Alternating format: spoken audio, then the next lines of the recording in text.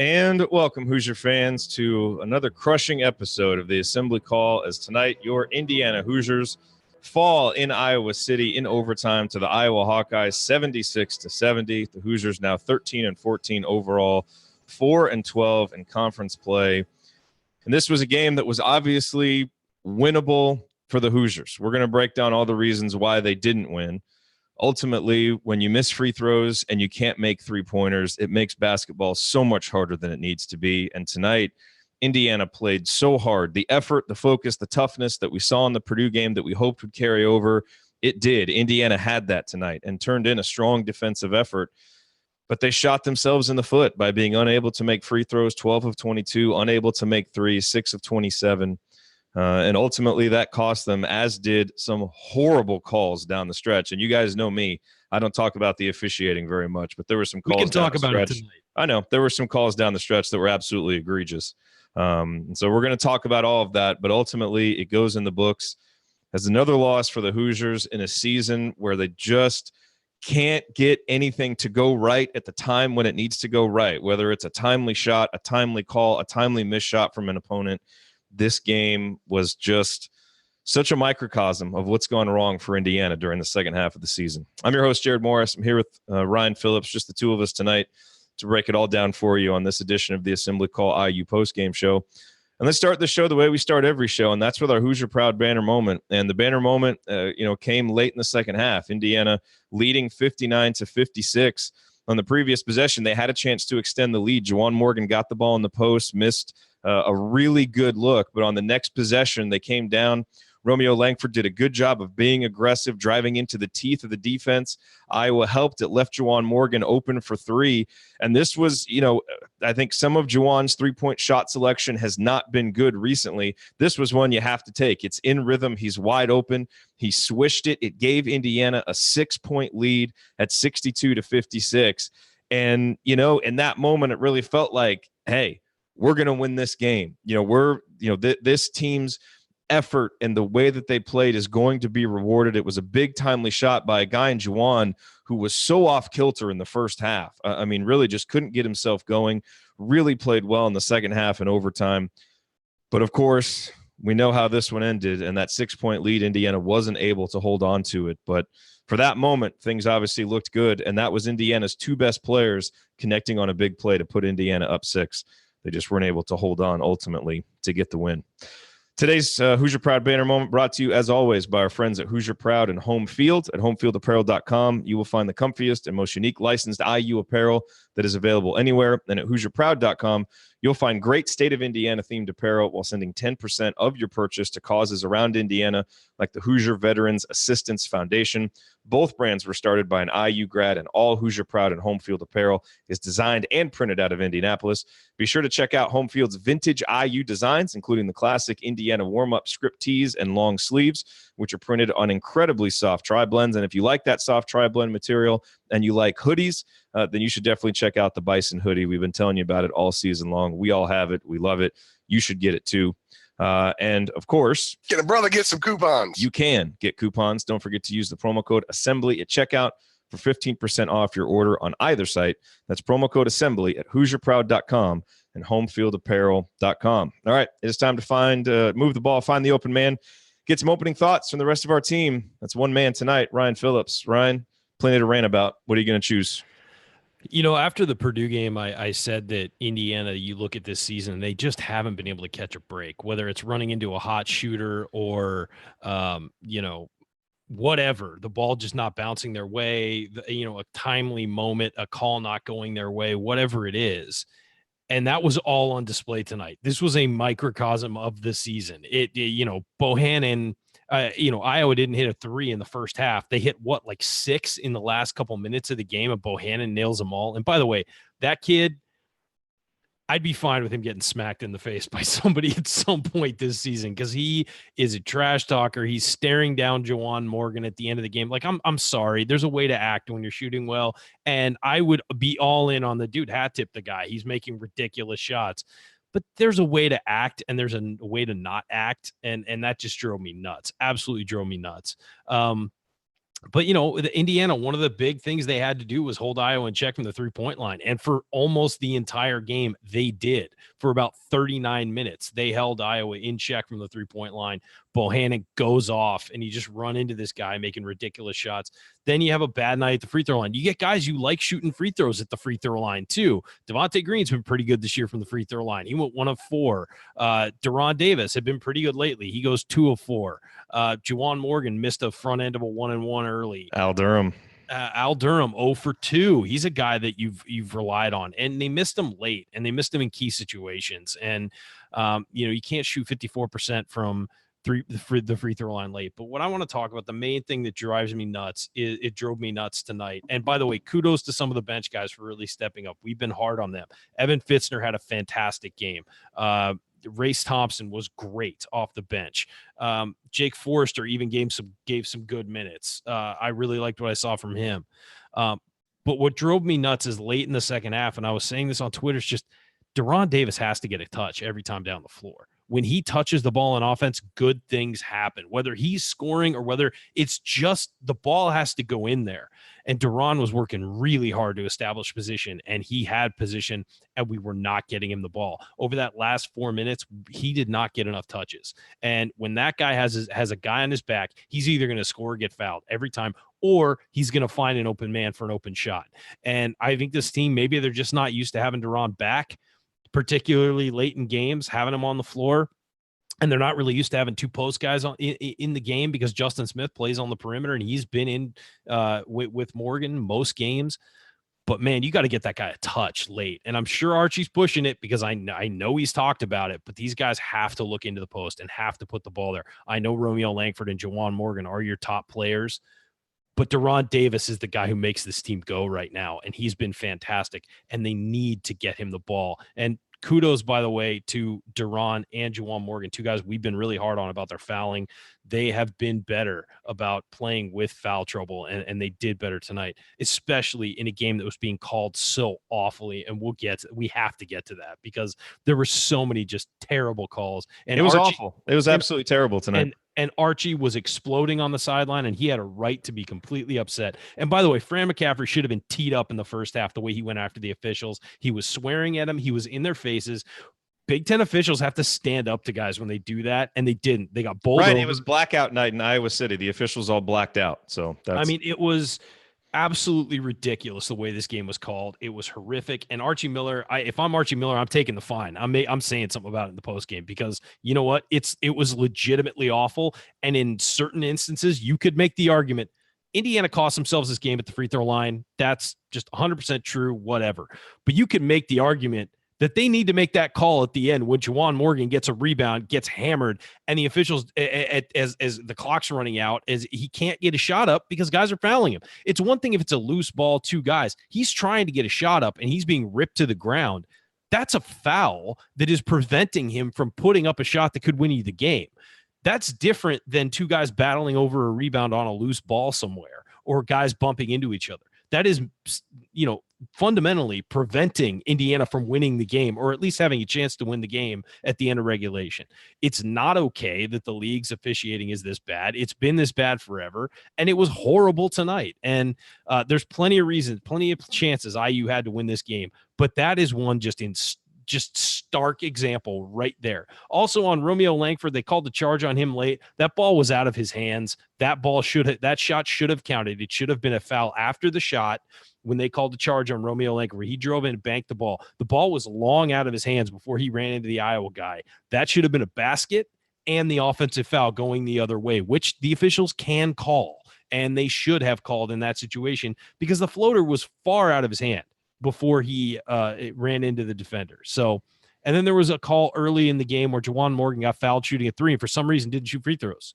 I don't know what the ruling was there, if they said it was after the shot or something, but as long as Juwan Morgan's in the air, if he gets touched, that's part of the shot. So I don't know what they were calling. I don't know what they were, and the announcers, because Andy Katz and Dave Rebson are terrible at their jobs, didn't even bring that up or mention it. So yeah, it was just a bad night overall. Let's just that was a very well-rounded rant. I think you pretty much hit on everything there. All right, show's over, guys. Later. What I want to hit right now, and look, you talk about not being able to catch breaks. One of the things that really hurt Indiana in overtime is when Rob Phinisee tweaked his ankle and had to leave, and he didn't play for I think the last 2.5 minutes or 3 minutes of overtime. And he, I think this was probably his best game since he's been back from his concussion. He was terrific tonight. Now, he missed some shots. His shooting efficiency wasn't great, but his willingness to attack the basket, his ability to break the press. He had 4 steals tonight. By the way, he was hounding Jordan Bohannon a lot tonight. And I think Jordan Bohannon ended up hitting 5 threes. And I think 3 of those came after Rob Phinisee left the game. I think 4 of them did. Not that Devonte, three of them in the overtime, yeah. Yeah, and it's not that Devonte's defense was terrible, because even on that last one, Devonte was right up on him. But those shots weren't happening when Rob was out there. And again, plus minus an incomplete stat. But tonight it told a compelling story. Indiana was plus 10 when Rob was on the court, minus 16 when Devonte was on the court. And I don't think that's fully accurate on Devonte, because he had some nice moments. But when Bohannon hit the 3 in overtime and it's 71-68, Devonte goes down and jacks up a 3 of his own. And it's a wasted possession, because, as you said, the ball doesn't go into Duran. You don't get it to Romeo. Juwan doesn't get a touch. That's not the shot that you want in that case. And that's not a shot that Rob would have taken in that situation. So that him not being on the court at the end of overtime really hurt Indiana. Obviously, Jordan Bohannon took advantage of it. On the bright side, we are starting to see Rob reemerge. He is so much more comfortable now driving into the basket, absorbing content. He's mixing it up on rebounds. He had 7 rebounds tonight. And defensively, some of his instincts, the quick hands, are back. And his ball pressure, his ability to stay with good opposing point guards has been really good. So he also hit 2 threes confidently tonight. So he did, and he had some timely buckets too. I'll get to this in meaningful moment you might have missed, but there was a stretch in the second half, at the beginning of the second half, where he just put his stamp and ended a short little Iowa run. It's the kind of stuff we haven't seen, where things snowball. And he was a guy tonight that was really able to step up and not allow those things to happen. So that really hurt, not having him there at the end of overtime. I want to bring up Race Thompson. That's the first thing I want to talk about tonight, if you don't mind. If I'm completely well past the first thing, so I mean, well, yeah, no. So I don't have the minutes counter in front of me. He played 11 minutes, had 4 11 minutes, and most of that was in the first half. And I'm sure he gassed himself out. He's just not in game shape yet, which makes sense given how much time he's missed.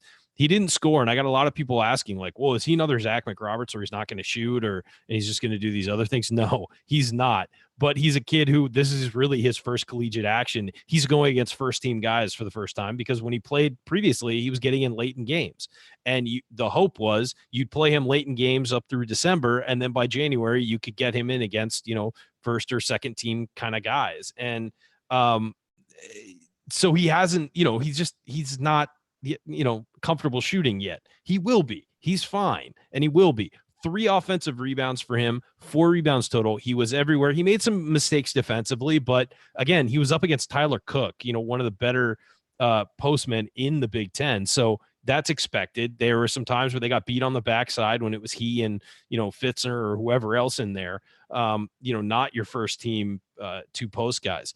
But you had to love the effort and energy you saw from Race Thompson tonight, and that's the kind of player he is. And who he reminded me of was Juwan Morgan when he was a freshman. That's the kind of guy he reminds me of, as a guy who can come in, mix it up. He's not like a typical center, but he's a bigger guy who can play sort of that inside out role. He can get out to the perimeter and handle the ball for a second to move the ball around. He's an energy guy, but he also is very skilled. We just aren't seeing it yet because he's not comfortable yet. That's going to take time. And again, these are the minutes. This is 11 minutes. This is the kind of stuff he should have been getting in November and December.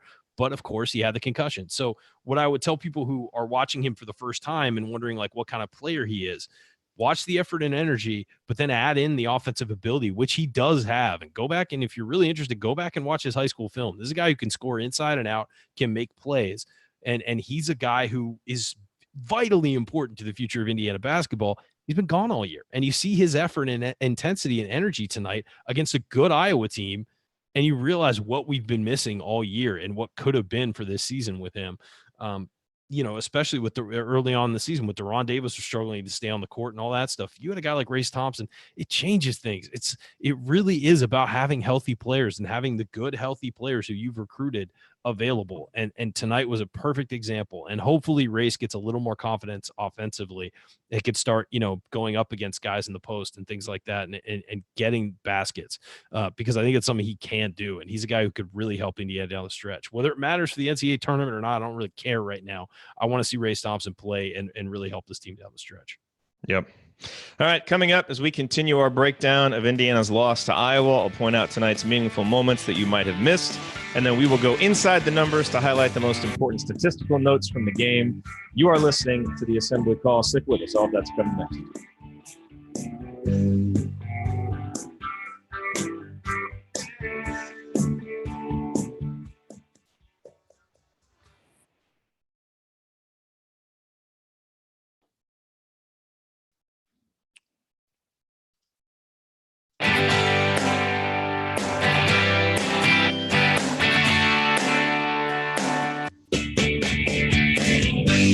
You're listening to the Assembly Call IU postgame show. I'm Jerod Morris here with Ryan Phillips, and we are breaking down Indiana's 6-point overtime loss to Iowa tonight.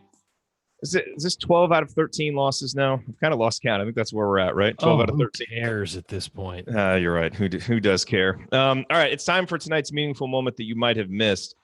A few important ones that I want to get to. The one that I teased earlier, it was 34-32. And Indiana, one of the big changes tonight is for the first time in I don't know how long, Indiana actually won the first segment of the first half and the second half. Indiana, I think, outscored Iowa combined 23-13 over the first, at the beginning of each half, which was a nice welcome change because that's something that we haven't seen very much.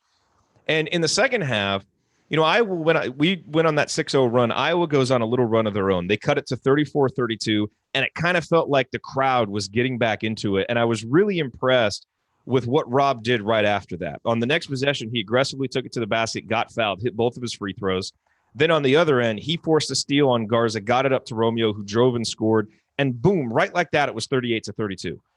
And the reason why I thought that was so meaningful is because we've seen Indiana at times – come out, have a nice little, get a couple of baskets at the start of a half, but then just kind of go into some offensive doldrums. And when the other team gets going, not have an answer to a run. And tonight, Indiana had that. And it's part of the reason they were able to stay in the game. Later on in the second half, there was a big swing. We're up 49-45, about 11 minutes to go. And Rob got a steal, goes coast to coast, but he misses the layup. And it's one that he should have made. He didn't get fouled. He just kind of short-armed it a little bit.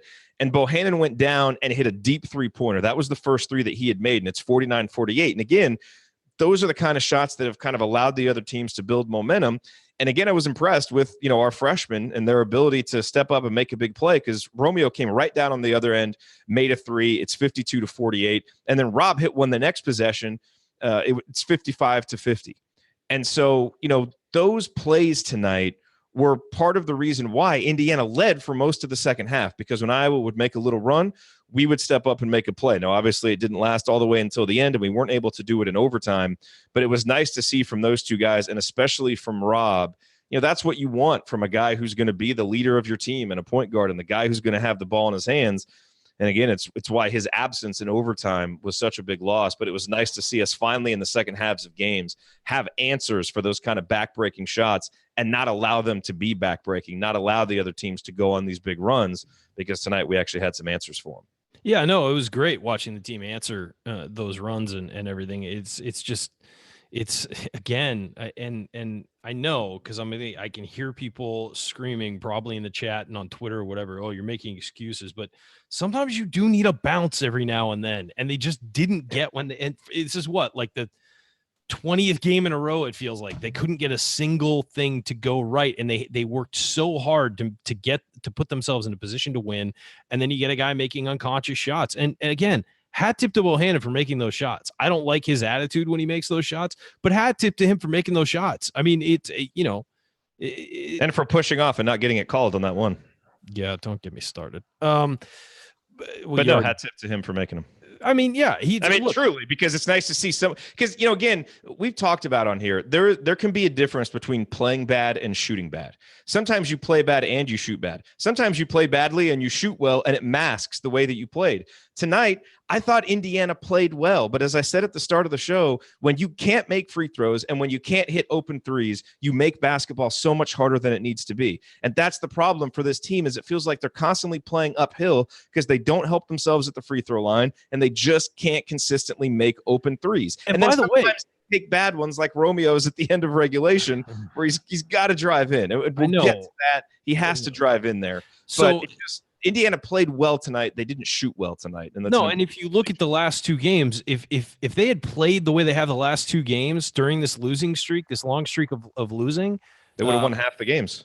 Well, even then, at least you'd feel better about it. Like, I mean, you feel like, okay, well, at least like, okay, things aren't going their way, but at least the effort's there. The intensity is there. They're trying to figure things out. Now, offensively, it looks like they're starting to figure some things out, even against the zone, which against Iowa, the first time they played them, they looked horrible, just looked horrendous against that zone. They looked much better this week. They actually got them out of the zone. It took them a minute, but they started finding Fitzner at the free throw line. They started finding Race Thompson at the free throw line and moving off of that. And things started to look better. Now, again, they need to feed the ball into the dang post and get Deron Davis going, because if you get Deron Davis going, then everybody else is going to benefit. And I felt like late in the second half, that was where they went wrong, was that you have a guy who is so effective down there.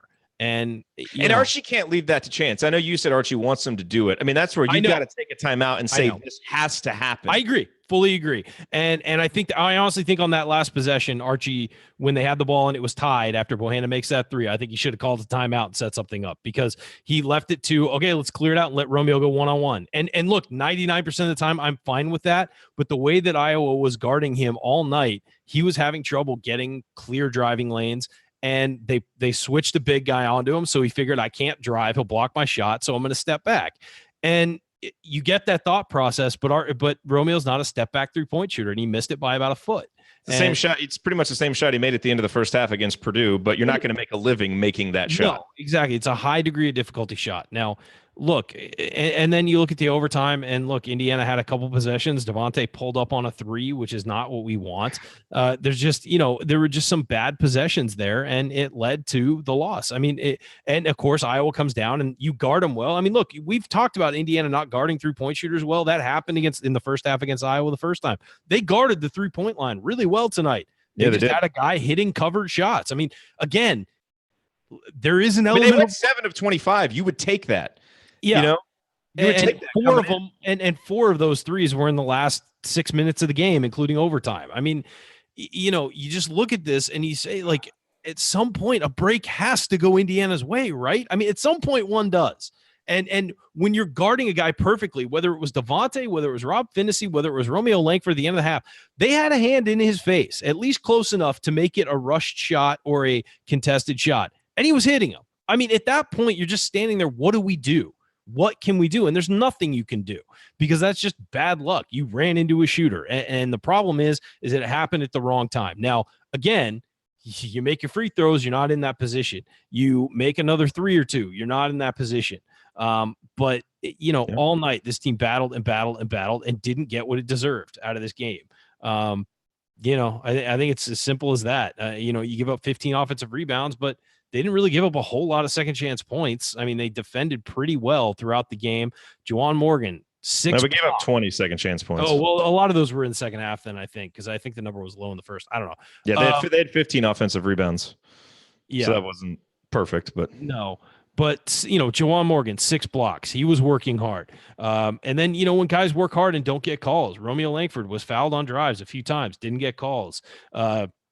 Juwan Morgan, Deron Davis battling in the post, battling for rebounds, getting guys up all over their back, getting pushed around, not getting calls. I mean, it's frustrating when you're a player when you can't catch any breaks. It does frustrate the heck out of you, and it's frustrating for the fans. I thought the guys dealt with the frustration well tonight. They did. That's part of the thing is they didn't allow themselves to get down and have any of those big runs, those big droughts, and that's a difference.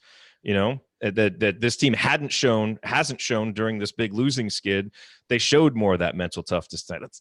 That's why I wanted this again. Same thing as the Purdue game. I wanted this so badly for them because they brought the effort, they brought the fight, they're doing things differently, and it just had the same result. And they earned a better result tonight. They just didn't get it. And I know people are going to, quibble with that. Yes, again, they needed to make free throws, they need to make threes, they need to do some of those things.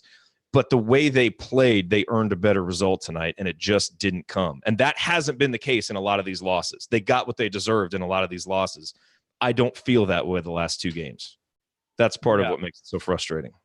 Yeah, I don't know. I just think that there were opportunities to win this game, certainly. But I also think that as a player, you need some things to go right that are out of your control just to give you the extra boost you need to continue working on, sometimes when a review goes against you, it's deflating. It is. And by the way, that ball went off Tyler Cook's leg. I don't know what they were. Pretty obvious to me. It was obvious. Just the physics of it didn't make sense unless it went off his knee. And that's, deflating to be on a team and be like, hey, no, we knocked it off his leg. It's out of bounds. We're going to get this ball. And you're in that huddle getting ready for offense. And then, nope, they didn't overturn it. That's deflating. You can say, oh, be mentally tougher, but that's not, it's human nature to get deflated by something like that.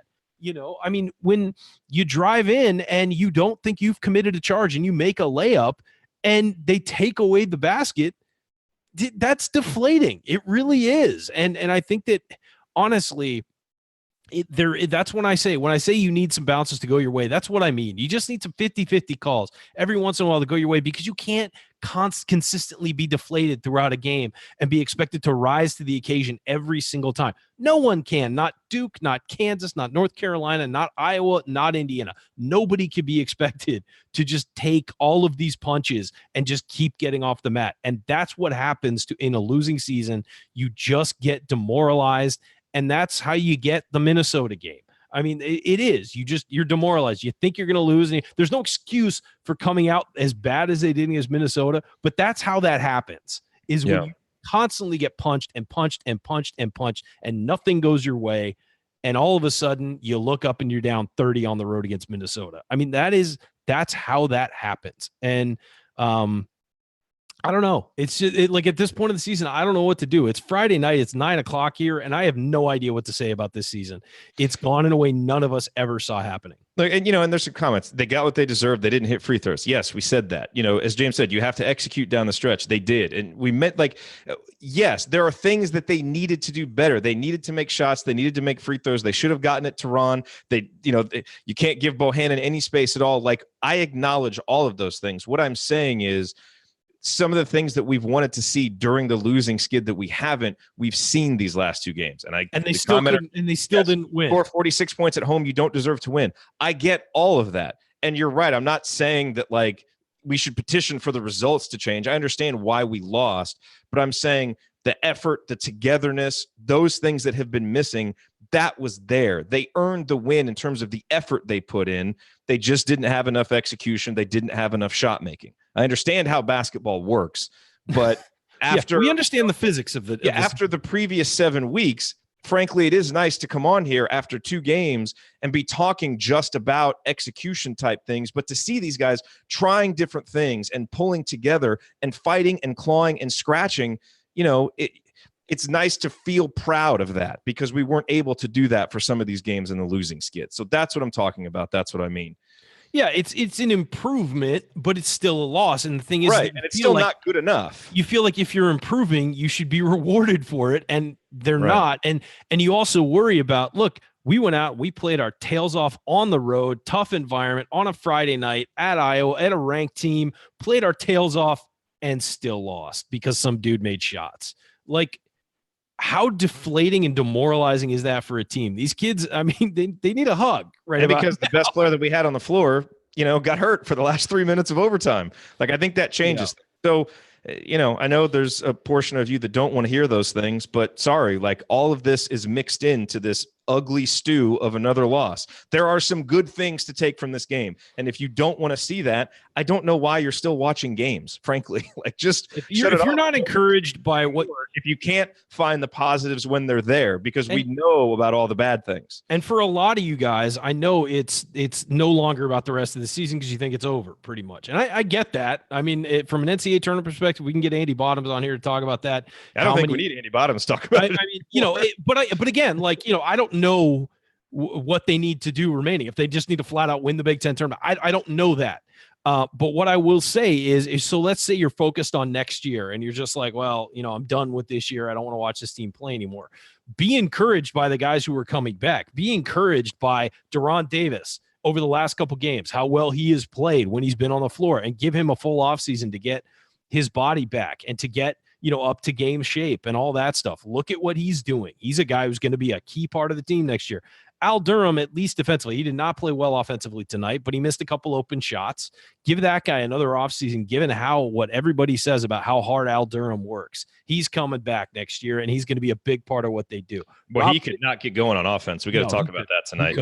I just don't think it's a good matchup for him. I really don't. I don't know why, but I just don't. Why? Iowa has like the worst 2-point field goal defense in the league. Yeah, but he's not. It should be a better matchup for him than this. He hasn't been a great driver lately, though, and I don't know if it's the season. Yeah, but we can't talk about him like we did for 4 or 5 games where he's scoring, and then he comes out and has a game like this where he misses 2 free throws. I was in the middle of making a point, Morris. I'd appreciate you not taking this on a team.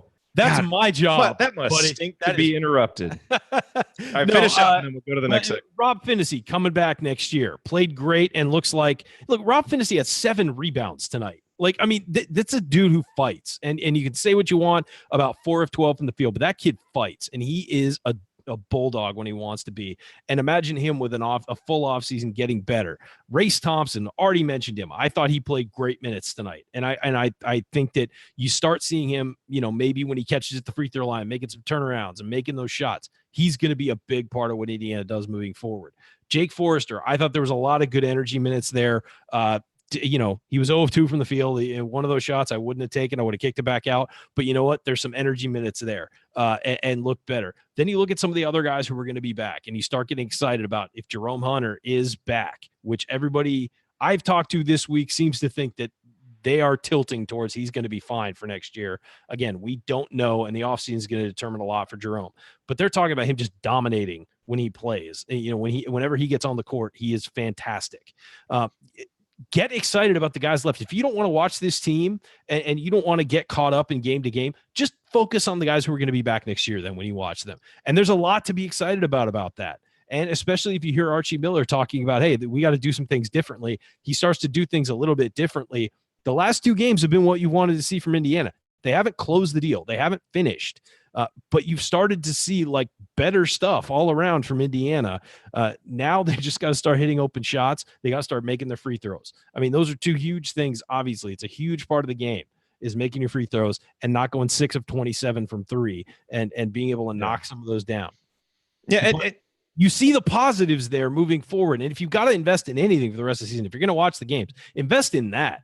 Watch those guys and get excited about those guys. If you've given up on this season, get excited about what's coming back next year because there is a lot of talent that will be back on this roster. Yeah, and in a macro sense, look, another loss is unacceptable. This entire stretch is completely unacceptable. And even with all of the excuses and explanations baked in, this team should have won more games. Sure. We fully acknowledge that. But, there's no use coming on here on a post game and just wallowing in all of the negatives. And frankly, there have been a lot of positives these last 2 games. But we do need to talk about some of the negatives from this game because there were some other ones. And so we're going to get to those here in our next segment coming up on the assembly call. Talk about some of the other decisions from Archie, some that worked, some that didn't. We got to talk more about Al Durham. And I think we need to spend a little bit more time talking about the performances from Romeo, Juwan, and of course, Evan Fitzner. That's coming up on the assembly call.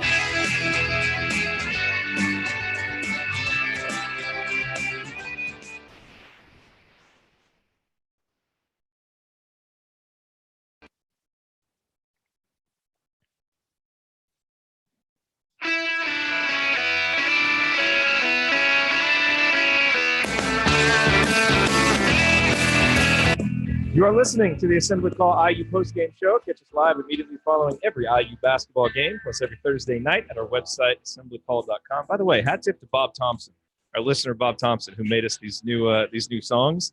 I'm really digging these new songs, Ryan. It's good stuff. Good stuff from Bob, so we appreciate that. What was the name of that one? That one is called Ricky Rowe, I believe. Cool. Yeah. So he did. No, that's Bear's Mouth. I'm sorry, I had him mixed up. That one's called Bear's Mouth. So it's always more meaningful when it comes from a listener. And by the way, while you're at our website, make sure you sign up for our free IU Hoops email newsletter. Over 6,000 of your fellow IU fans are subscribed. Assemblycall.com. I'm Jerod Morris here with Ryan Phillips. We were breaking down Indiana's 76-70 loss to Iowa. So let's talk about the night for Archie Miller. And we've talked about how, something different needed to happen on the final play of regulation when Romeo took the three. We talked about how the ball needed to go into Deron Davis more. And I think there were some stretches there in the first half against the zone where Indiana was really struggling to get the ball in the middle. What turned that around was putting Fitzner in the game. And Fitzner really did a nice job of getting in there in the middle, being ready to shoot. His buckets, were really important, and he, followed that up. He followed that up by playing pretty well, there at the beginning of the second half as well. So that was nice to see. He was 1 of 4 from 3, and I didn't have a problem with any of his threes. No, and he was confident. He was ready to shoot it. He came to play, and that's it's a credit to him too for how down and out he has been to be ready when his name was called. That was a mature senior-like performance from Fitzner, and I kind of figured we'd get 3 or 4 of those from him in Big Ten play. We've kind of only gotten 1, so we're not getting as many as I thought, but it was at least nice to see that. And I tell you, we went into the Purdue game, Ryan, on this theme of drastic changes because Archie had talked about it. And I know some people, everybody has their own definition of what drastic changes are, but we've certainly seen it in terms of the amount of time that Justin Smith is getting. Justin Smith played in the first half tonight. He played 6 minutes, wasn't particularly good in those 6 minutes, although he did have maybe the highlight of the game with that follow-up dunk with 2 hands, which was nice to see. That was a thing of beauty. I do not believe he played in the second half or overtime. He got 6 minutes? 6 minutes total. That was it. And I'm pretty sure they all came in the first half. 2 turnovers. I was okay with it. I didn't think he was as bad as he's been at times in the first half, but he also didn't do anything that made it seem like, wow, he's really got to be out there. And so, certainly with him, you see Archie drawing a much stronger boundary where it's like, look, if Race Thompson's going to go in there and give us good minutes, if Jake Forrester's going to go in there, if Evan Fitzner is going to be able to do better against the zone, I'm going to play those guys. And that was nice to see. And it's possible if we had a little bit more guard depth and if Al Durham looked at all comfortable offensively, that Devonte Green wouldn't have played quite as much as he did tonight. But you really just don't have many other options. If you're really trying to win this game, you kind of had to play Devonte close to as many minutes as you did, especially after Rob Phinisee went out. Yeah, and actually, I thought Devonte was fine defensively. I thought he took some 3 out of his 5 threes were terrible. I thought that he was okay defensively. Yeah, I thought that for the most part, he was fine defensively. He played hard. He just got out of position at times. A couple times, yeah. And look, we're as hard on Devonte as everybody. I even said at some point, we're not as hard on him as everybody. Well, okay, we're pretty yeah. Well, of the broadcast people, I would say we're as hard on him as many people. But I think we've actually been as patient with him as anybody until this season. For me, I don't know. I've been very hard on Justin Smith, though. I think that's fair. Yes. But Devonte, he grabbed a couple of rebounds where I was impressed with his effort. He moved the ball a bit, but I just, when they went to a press, I just thought, oh no, because Devonte tries to go, and it's a confidence thing with him. He's very confident in himself, and he tries to cut through defenses all by himself. And you need to utilize your team. And honestly, that 3 in overtime, I almost threw something. I was so mad because a couple times he shot threes tonight. One of them he was wide open. But he rushed. Oh, that would have been a big shot too from the corner. Yeah, wide open. That was a good one. He just caught it and let it go though. He didn't take his time and go through his shot. And that's what I feel about his shot. A lot of times he just rushes it and just. He did that on one of his free throws. It's like he just flung it up there. It was weird. And he, it's almost like he tries to shoot with a flourish where he fires it up and pulls his arm back and stuff. And it's just, dude, just shoot a normal 3. Stop trying to look good. Like Evan Fitzner shot and Jordan Hull's shot. Not pretty. They're not the pretty shots in the world, but I'd rather watch those and have them go in, than look bad. And, so that was really disappointing to see him take those shots. I really was. And the one, again, in the corner, you're right. It would have been a huge make. And he just rushed it. He didn't even come down with the ball. It didn't seem like. It seemed like it was almost like a volleyball setter, just kind of firing it back up. And, that's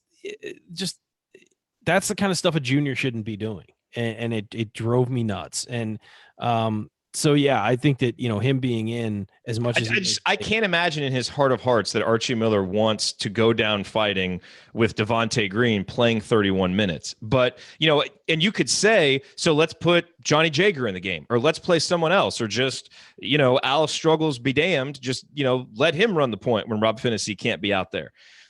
Of all the options, if you actually wanted to win this game, you probably needed Devonte out there, but my God, the shot selection, after Bohannon hit the one and he took that in overtime, which we've mentioned a few times, you're going to have to live with those. But, think about Indiana. We talked about how streaky of a shooter Devonte is. When Indiana beat Michigan State, why did they beat Michigan State? Because you got one of Devonte's good shooting games. Yeah. And tonight, if you just happen to strike gold and you get one of Devonte's good shooting games, you probably win this one. You didn't. You got one of the 0 for 5 games. And, so you don't get the 3-pointers that compensate for the mistakes. And it's a roll of the dice every single time. And today it didn't come out good enough. And I know there are probably a lot of people who wish he had played fewer minutes. I would say I wish that there had been a reasonable option for him to play fewer minutes tonight.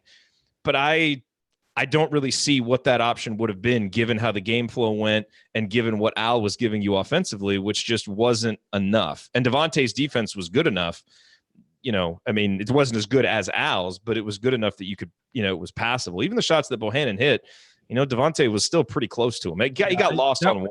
Bohannon, the problem wasn't Bohannon being open. Even on the one he stepped into off the rebound, you lose a guy on an offensive rebound where the ball bounces around and then he was also shooting it from 25 feet away and nailed it. It's just, when a guy gets hot like that, there's nothing you can do. You get a hand in his face, you could take a wrench and hit him in the knee. He's still going to make the shot.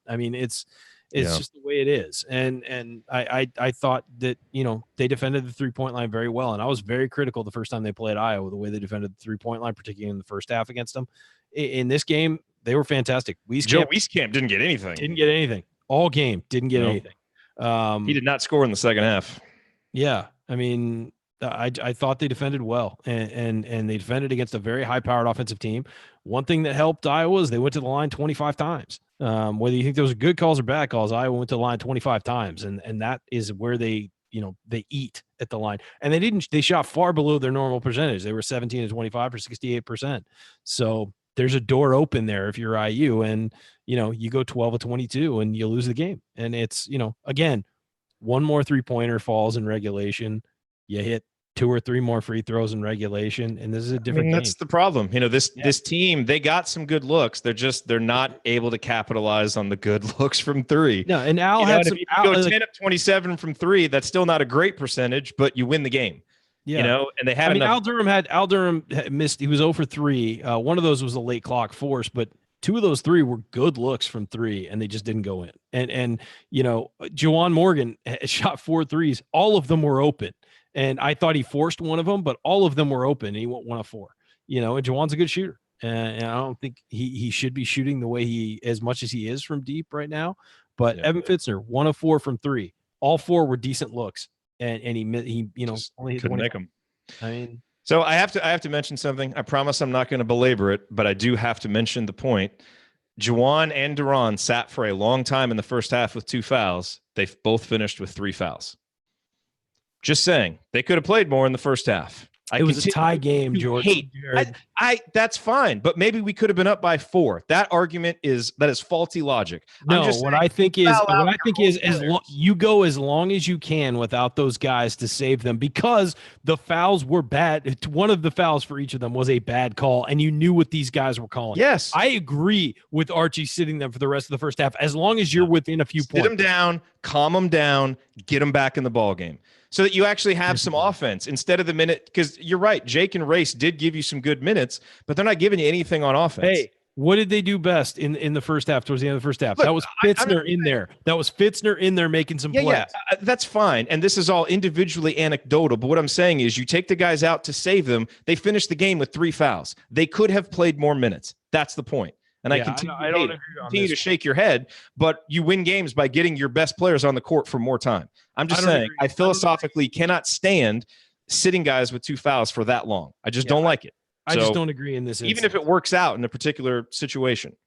Yeah, I don't agree in this instance. So there we go. We disagree. Yes, we do disagree. Sorry, buddy. All right. Well, where are we going to go next? I do want to say, I mentioned this earlier, part of the reason why it was okay that Juwan sat some in the first half, and I do think it was fine to, put him on the bench for a little bit, is he was really off kilter early. I mentioned this on the halftime report. He had Jordan Bohannon on him when Iowa was playing man, didn't attack that. I mean, it was in the post. Like, his just recognition offensively wasn't good. The only 2 shots that he took in the first half were 3-pointers. Only had a couple of rebounds, just really wasn't getting it done. But I thought he played like a man possessed in the second half. Ends up finishing with 15 points, only 5 boards, but 6 blocks and 3 steals. And there are a couple of those blocks you kind of wish you had just gone up and just caught the ball instead of swatting it all the way. Yeah, instead of swatting it all the way out. Especially that last one on Bohannon where he absolutely could have just caught the ball. But he did such a good job of defending aggressively without fouling in the second half. And he, you needed him to rebound from his poor first half and play a strong second half. And he really did. And that was nice to see. And then, in terms of Romeo, I thought, again, just like in the Purdue game, it was far from a perfect offensive performance from him. But, man, did he battle. And, again, 7 rebounds, had a couple of assists, the one that I mentioned to Juwan. He had a few ball handling moments, when he got doubled a couple times. He wasn't strong with the ball at all. So he did have 4 turnovers, obviously the offensive foul that we talked about earlier. Yeah, 2 of his 4 turnovers were offensive fouls. Yeah, and I do feel like there were some opportunities for him to be aggressive, especially when Iowa was in man. It felt like if he wanted to get it and drive to the basket, he could. And so I thought there were sometimes, again, he struggled to kind of pick his spots properly. But in terms of a guy really going out and battling, giving you effort, playing hard, I thought he really played a hard, tough game. And wasn't as efficient on offense as you would expect. But, still overall a pretty good game from Romeo. I thought he was fine. Freshman on the road, and he turned in that performance. I'm fine with it. I do kind of wish he'd driven more instead of taking 6 threes. But again, against the zone. As a commenter noted, I think Romeo's tired of driving and getting clobbered. Yeah, He probably is, because there were a couple times he drove in tonight and got absolutely hammered and got no call. And I thought the first charge was a very bad call when he drove in and dished it off to Duran. I thought that was a bad call. I thought the guy slid in late. I thought it should have been a no call. I didn't think it was a block. I thought it should have been a no call. And officials need to do that more often when guys collide. Just don't call a foul. If it's a 50-50 call and nobody gains an advantage by it, don't make the call. Just let it go. These guys, it's a physical game. Basketball is a physical game. And then I thought on the second one, I thought they should have counted the basket on that charge. I thought it was clearly out of his hand plenty before. I thought it was a different motion than the shot when he ran into the guy. And again, that's an official not knowing the rules and not paying attention and trying to make a flourish call for the home fans. And it, obviously drives every IU fan nuts for that. So, it's just, it's a rough night in the Big Ten when you're not getting those calls and you're a star player. Do you think Fitzner should have played more in the second half? He only played 14 minutes total. I don't know, because you had Duran and Juwan both ready for that, and I'm not sure you sit either of those guys for Fitzner. I think Fitzner did well when he was out there, but I'm not really sure that your best game plan is to go away from the other 2 guys. Maybe a little bit. Maybe you put him in the overtime when things aren't going well, and maybe try and stretch the floor a little.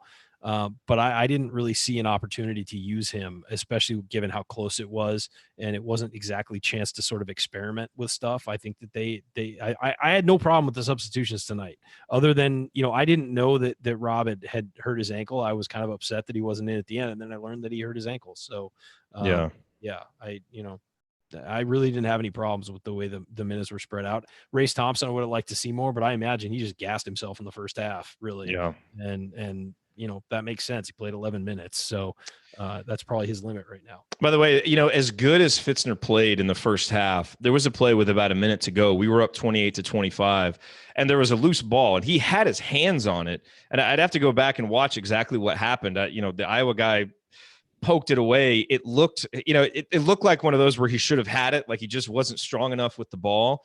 And again, 28-25, he gets it, and we've, we're going the other way with what looked like it would have been numbers, but he has it ripped away. And that was a play where Wieskamp ended up scoring, hit that little flip shot, and they tied it up 28-28. Yeah.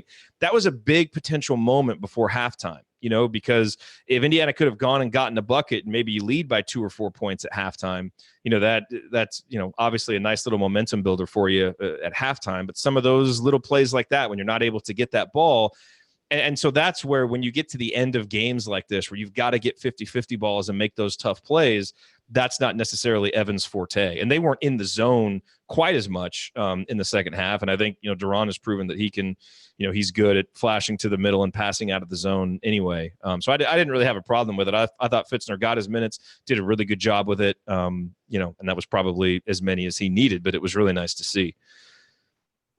Yeah, it was nice to see him play effective minutes. What haven't we hit before we move on to the next segment? I think that's pretty much it. I'm not sure we could cover much more on this game. It's so crushing. It's so crushing to lose another one. Yeah, imagine being in that locker room. No, I know. I mean, they feel it 100 times worse. That's, but it's going to be so interesting to see, can they now come back again for the third straight game and play like this? Because that's the expectation. Again, this is the second straight game where we're talking a lot about the effort and the toughness and all of those things because we haven't seen it consistently. We certainly didn't see it Saturday against Minnesota. And so when you go from feeling like, holy crap, this team is checked out to, okay, they're back playing with some of the toughness and effort that we saw earlier in the season. They're just not executing. They're not making shots and they're not getting any bounces. So you feel a little better about that. But now, can they, for the third straight game, will they be able to maintain that attitude and focus and togetherness and be able to bring it against Wisconsin at home? They need to. It's got to be the standard. And that's one of the positives that can come from the end of this season if Archie is able to get them to do that. But, man, it does feel like at some point they're going to need some bounces. They're going to need to make some shots and make some smarter plays at the end of games to get rewarded. Or, it's hard to just keep coming back game after game after game if you're not getting rewarded for all the effort that you're putting in. So kudos to them for doing it for the second game in a row. Now they got to go out and do it again for the third game in a row coming up against Wisconsin. And hopefully they'll be ready to do that. All right, coming up in our final segment, we're going to hand out our game ball, which is probably one of the more challenging game balls we've had to hand out in a while.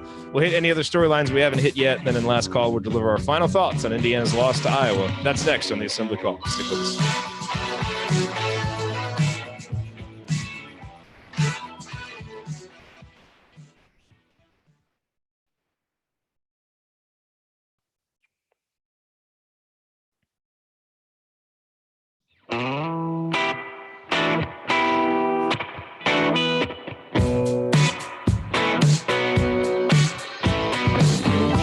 You're listening to the Assembly Call IU postgame show. I'm Jerod Morris here with Ryan Phillips, and we are wrapping up our breakdown of Indiana's 76-70 loss to Iowa tonight in Iowa City.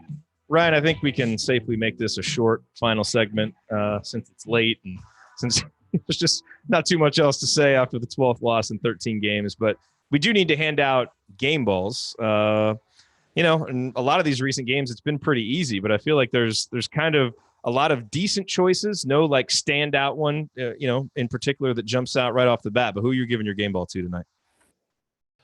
I think I'm going to go with Rob Phinisee. 13 points, 7 rebounds, 2 assists, 4 steals, just for his complete floor game for how much he played. He only had 1 turnover. I thought he attacked well, hit 2 threes, which were, I thought, both important. 32 minutes, only 1 turnover. Yeah, I'm giving it to Rob Phinisee. Yeah, okay, I guess maybe an obvious one does jump out because I'm giving it to Phinisee too. I thought he was the best player on the court. I thought he really, we know that Archie wants to push the pace and he wants a point guard who's going to really attack. And when he is going to dribble with purpose. That's something that Devonte Green doesn't do. It's something that Al Durham has struggled to do. Rob is much better at doing that. And I thought there were some opportunities where he, of those 7 defensive rebounds, when he got the rebound, he turned and looked to push the pace. And sometimes he got all the way to the bucket and would hit a layup. He got fouled. He created for his teammates. And so I thought that was really impressive. And I thought his defense for so much of the night was just really good. And, if you're going to play this style of defense well, you have to be able to pressure ball handlers, and you have to be able to create contested three-point looks. The pack line will give up three-point opportunities. The key is they need to be contested.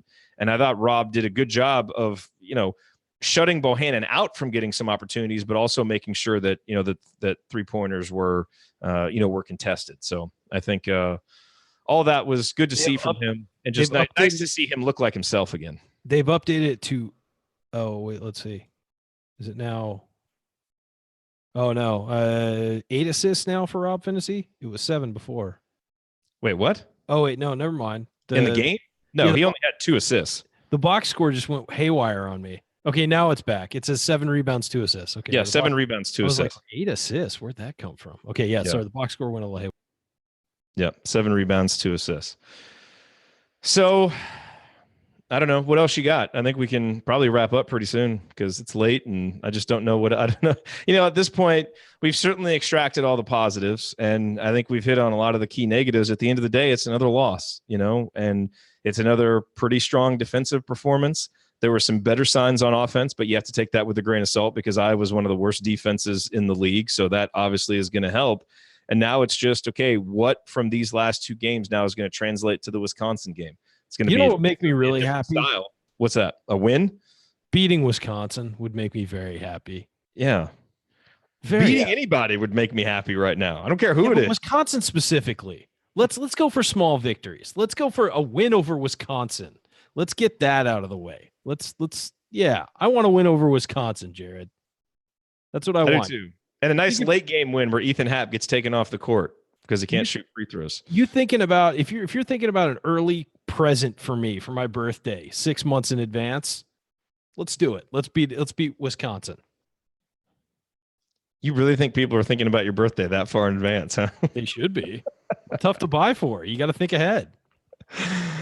All right. So coming up for Assembly Call, we will do Banner Monday on Monday. That Wisconsin game is Tuesday. It's another late start, but we will, of course, have post-game coverage there. So, hooray. Yes. So join us for Banner Monday, and obviously 6 Banner Sunday will be coming out on Sunday. I apologize to everybody, but I will not be on Assembly Call Radio on Thursday because I will be on my way to Indiana. That's right. Yes. So I do want to mention that if you're listening, we have a room reserved at the Crazy Horse for after the Michigan State game. So we hope that you will all come join us there. We'll probably get there a couple hours after the game because Will DeWitt is going to be back to host the post-game show. Chat Mob Chad, who has been our guest host here a couple of times. They will carry you through the first part of the IU Michigan State post-game show. And then when we leave the arena, we'll try to pop on with our phones. But then if you're going to be in Bloomington, please come up and say hi or let us know that you're going to be there so we can seek you out. And if you can meet us at Crazy Horse, please come try to do that after the game because we're going to be there hanging out. Win or and there will lose. be people there before we get there. So go back. Yeah, come hang out. We'd love to see you there. We do it every year. It's one of our favorite things to do, not only to just go to a game, but to be able to meet so many of you. It's part of what makes doing the show such a rewarding experience. Yeah, we definitely don't do it to go hang out with each other. We can't stand each other. Yeah. The chemistry gets real weird when we're in person. It's much better when we're by Zoom. You guys are just so awkward. I'm just myself. But you guys, it's actually that's not true. We do have fun in person. Remember, because you're an Assembly Call listener, you get 15% off your entire order at HoosierProud.com and HomefieldApparel.com. So if you want officially licensed IU gear, go to HomefieldApparel.com. And if you want one of our Assembly Call logo T-shirts or one of Hoosier Proud's unique Indiana-inspired designs, visit HoosierProud.com. On both sites, use the promo code ASSEMBLY at checkout for 15% off your entire order. And that means it's time for last call. Ryan, I know you have something important waiting for you, so you're probably going to make this the quickest last call ever. But try invest a moment here and say something profound and meaningful. God, losing sucks. That's my profound statement. Honestly, I feel bad for these kids. They played really hard. They missed their free throws and made their bed in that way. Of course, we know that. But if you look at the numbers down the line, they did not play a poor game. They just couldn't hit shots. And that's the way this season has gone. And it's really a bummer when you can't hit shots and all of a sudden the guy gets hot late and beats you basically single-handedly. You outplay him as a team, or you at least play up to their level as a team, and the guy just gets hot. And that happens. That's basketball. But I think that, even the most, subjective observer who is way down on IU this year would say that they played a really good game on the road against a very good Iowa team and lost. And playing a good game is not enough, but it certainly, we did see some positive developments. But you got to win the game. And sometimes this team just needs to catch a break. It needs to catch some kind of a break somewhere. And tonight that didn't happen. Jordan Bohannon goes off, is unconscious at the end, is hitting turnaround shots where he's not even looking at the basket. I mean, it's just, sometimes things just don't go your way. And tonight was definitely a night where things didn't go Indiana's way. Purdue was a night that things just didn't go Indiana's way. I mean, it's been a snowball effect, and these things have all been really tough to watch as a fan of this team, especially as the team has started to play better and really focus. So kudos to them for the effort tonight, but it just wasn't enough. And hopefully on the home floor, they can take out Wisconsin, because that really would at least give them some kind of positive to come from this change in the way they're playing. Yep. By the way, honorable mention to Juwan Morgan for game ball 2 with 15 points and 6 blocks and 3 steals, as we mentioned. He really rebounded well there by rebounded, I don't necessarily mean like grabbed rebounds, but bounced back from his go eat. I know. Go eat. Get out of here. Ryan's leaving. Really bounced back from his poor first half. I thought to play a strong second half. So kudos to him for that. Yeah, at the end of the day, I mean, there are positives to extract from these last 2 performances. And I thought coming out of that Minnesota game, it was just really important to see what this team was going to bring in terms of the effort and the togetherness and the communication. And, Archie, talked about drastic changes.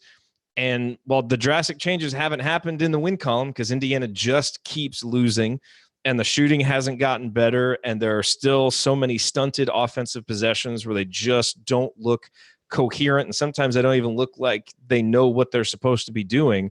Not everything has changed, but there has been a drastic change, certainly from that game and from other games that preceded it, in terms of the communication and in terms of how hard these guys are playing and how tough they're playing. And they're not doing enough to create the breaks they need to win these games, and they're not getting enough of the, basketball gods smiling on you breaks to win these games. But they've played the last 2 games, in a way that you can at least be proud of. And, with so many losses to not be proud of, that at least counts as progress for this portion of the season. And when we step back and look at this in a macro sense at the end of the year, and even we can do that right now and talk about how unacceptable this stretch has been, and it is, because at some point you got to find a way to win these games. At least in the micro sense of these 2 games, those are things that we can feel better about. And so, I just hope that the guys are more encouraged than discouraged by the positive results that they've seen, certainly on the defensive end of the floor from what they've done the last 2 games, and they're able to keep that and carry it forward. Because, we're still in the early stages of a tenure of a young coach, and the recent returns on that tenure haven't been good at all. But he is still trying to build and establish his culture for what Indiana basketball is going to look like moving forward. And there's so much from the past 13 games that we would all just like to fold up and pitch away and throw away and never look at again. But if we can at least come out of this knowing that this is going to be a program that's going to fight and scratch and claw and have a defensive identity, then it at least won't all be in vain. And that's what I was the most afraid of after the Minnesota game, is that we would even lose all of that and just fade to the finish with nothing that we could take and build on. At least these last 2 games, there's something to take, something to build on. Now we've got to find a way over these last 4 games to win, because all the building blocks don't matter if you never win. So these guys just have to find a way to make some shots, make some free throws, get a bucket when they need it, get an extra stop when they need it, and just get a win. We all need it. No one needs it more than those guys.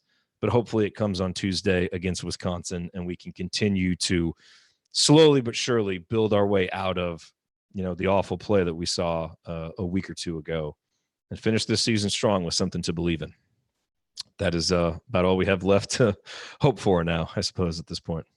All right, well, that'll do it for us on this edition of the Assembly Call IU Postgame Show. If you want to see us do the show live and be part of the live chat, make sure that you subscribe to our YouTube channel, youtube.com/assemblycall. You can also subscribe to our podcast by searching for Assembly Call wherever you listen to podcasts. And don't forget to go to assemblycall.com or text IU to 66866 to join our free email newsletter. Thank you for listening. We'll be back to talk IU hoops again with you on Monday and then Tuesday after IU Wisconsin. Until then, keep your elbows in and your eyes on the rim. Go Hoosiers. Thank everybody for coming out. All right, I got to get out of here, folks. Thank you.